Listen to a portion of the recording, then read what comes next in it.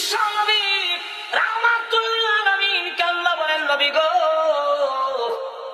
আপনাকে আমি উপদেশক বানাইছি, দাঙ্গা বানাইছি না।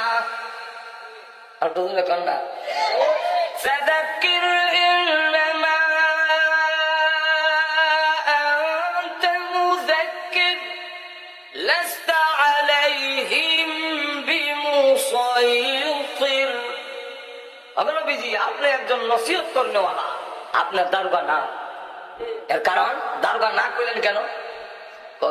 শাসকরা মারে বডি, চুরি করা, জিনা করা, ডাকাতি করা, বদমাইশি করা, জায়গা দখল করা, দুর্নীতি করা, এটা সব রূপ হইল ভিতরে, আর হেরা মারে বডি। এগুলো মারতে মারতে এটা ইসলামে হইয়া ফিসলা হয়,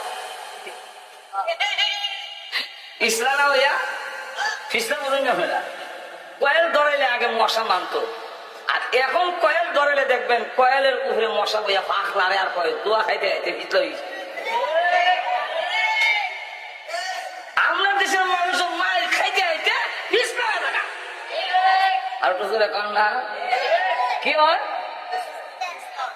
আমি তো লন্ডন আমেরিকার উন্নত দেশ দেখছি, এখানের সুদ দেখায় আমরা দেশে 100 গুণ বেশি কমে গেছেন।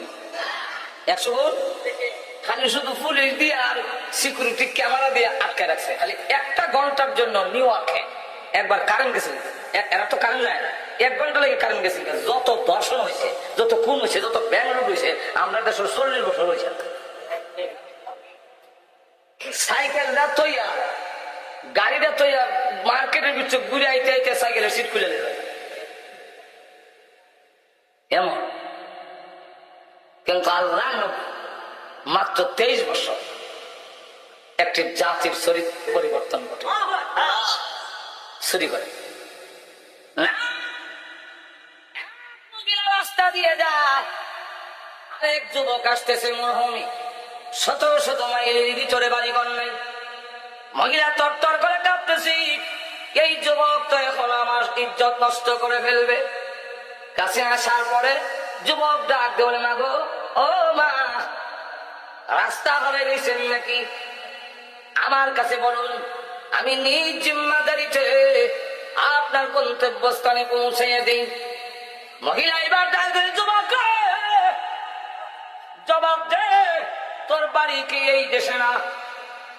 আরবের যুবকদের চরিত্র তো অত্যন্ত খারাপ।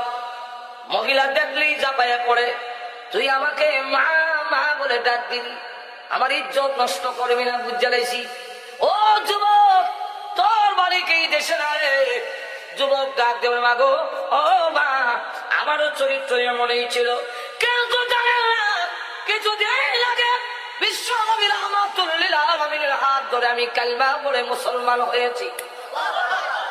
আল্লাহর নবী আমাকে কোরআন শিক্ষা দিয়েছেন।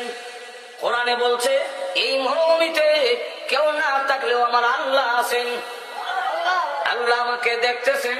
ওগোমা, কিয়ামতের মাঠে আল্লাহর সামনে দাঁড়ায় জবাবদিহি করতে হবে। কোরআন আমাকে এই শিক্ষা দিয়েছে, এই কারণে গোমা আমি আগের জিনা এখন ছেড়ে দিয়েছি। খলিফাতুল মুসলিমিন হযরত ওমর একটা পাহাড়ের কাছে গেলে, গিয়া দেখে একটি নিগ্রো ছেলে, হাবশী ছেলে, ছাগল বকরি রাখা। জিজ্ঞাসা করে, রাখা, একটা ছাগল আমার কাছে বেচে দে, টাকাটা তোলে দেন। রাখাল ছেলে জবাব দেয়, মালিক আমি নই, আমি রাখা।